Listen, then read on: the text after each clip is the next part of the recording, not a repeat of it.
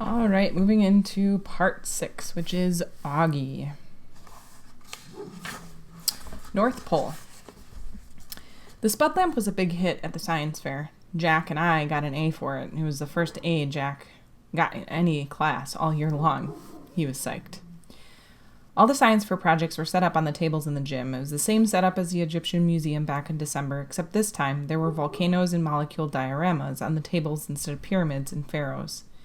And instead of the kids taking our parents around to look at everybody else's artifact, we had to stand by our tables while the parents wandered around the room and came over to us, one by one. Here's the math on that one. 60 kids in the grade equals 60 sets of parents, and it doesn't even include grandparents. So that's a maximum of 120 pairs of eyes that find their way over to me.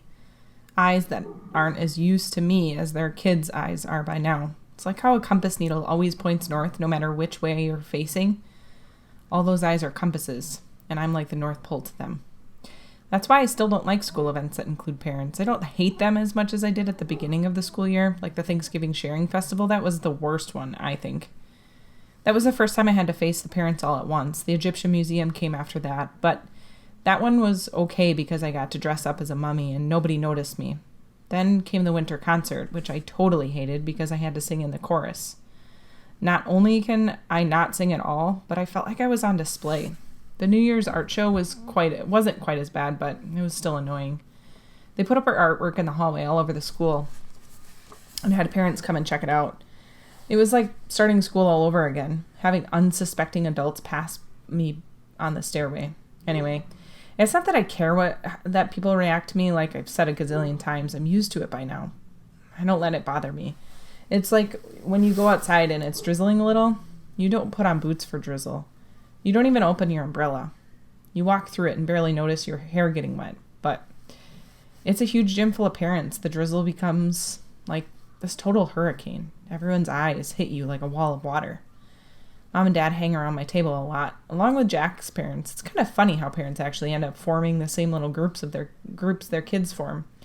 Like my parents and Jack's and Summer's mom all like and get along with each other. And I see Julian's parents hang out with Henry's parents and Miles' parents, and even the two Max's parents hang out together.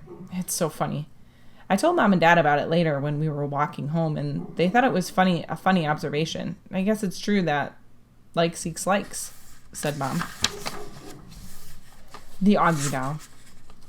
For a while, the war was all we talked about. February was when it was really at its worst. That's when practically nobody was talking to us, and Julian had started leaving notes in our lockers.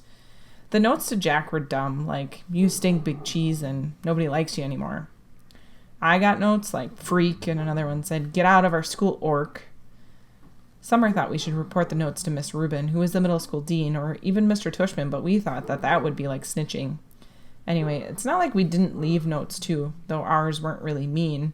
They were kind of funny and sarcastic. One was like, you're so pretty, Julian, I love you. Will you marry me? Love Bula.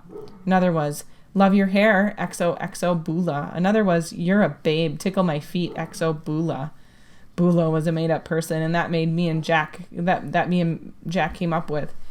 She had really gross habits like eating the green stuff between her toes and sucking on her knuckles, and we figured someone like that would have a real crush on Julian, who looked and acted like someone in a Kids Bop commercial.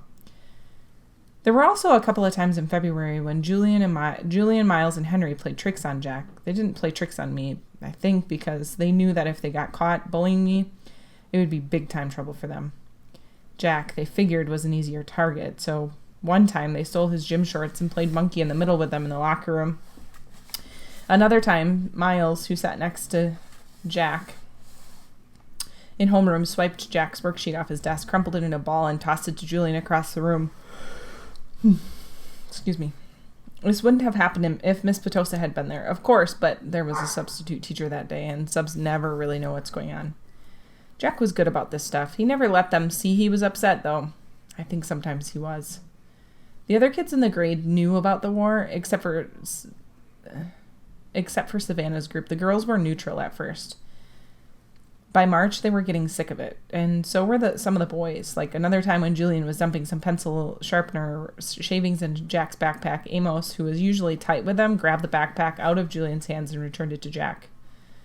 was starting to feel like a majority of the boys weren't buying into Julian anymore. Then a few weeks ago, Julian started spreading this ridiculous rumor that Jack had hired some hitman to get him and Miles and Henry. This lie was so pathetic that people were actually laughing about him behind his back. At that point, any boys who had still been on his side now jumped ship and were clearly neutral. So by the end of March, only Miles and Henry were on Julian's side, and I think even they were getting tired of the war by then. I'm pretty sure everyone stopped playing the plague game behind my back, too. No one really cringes if I bump into them anymore, and people borrow my pencils without acting like the pencil has cooties. People even joke around with me sometimes. Like the other day, I saw Maya writing a note to Ellie on a piece of Ugly Doll stationery, and I don't know why, but I just kind of randomly said, "Did you know the guy who created the Ugly Dolls based them on me?" Maya looked at me with her eyes wide open like she totally believed me. Then, when she realized I was only kidding, she thought it was the funniest thing in the world. "You're so funny, August," she said. And then she told Ellie and some of the other girls that what I had just said, and they all thought it was funny too. Like at first they were shocked, but then when they saw I was laughing about it, excuse me, they knew it was okay to laugh about it too. And the next day I found a little Ugly Doll keychain sitting on my chair with a nice little note for Maya that said, "For the nicest Auggie doll in the world, XO, Maya." 6 months ago, stuff like that never would have happened, but now it happens more and more. Also, people have been really nice about my hearing aids I started wearing, and I'm going to stop there.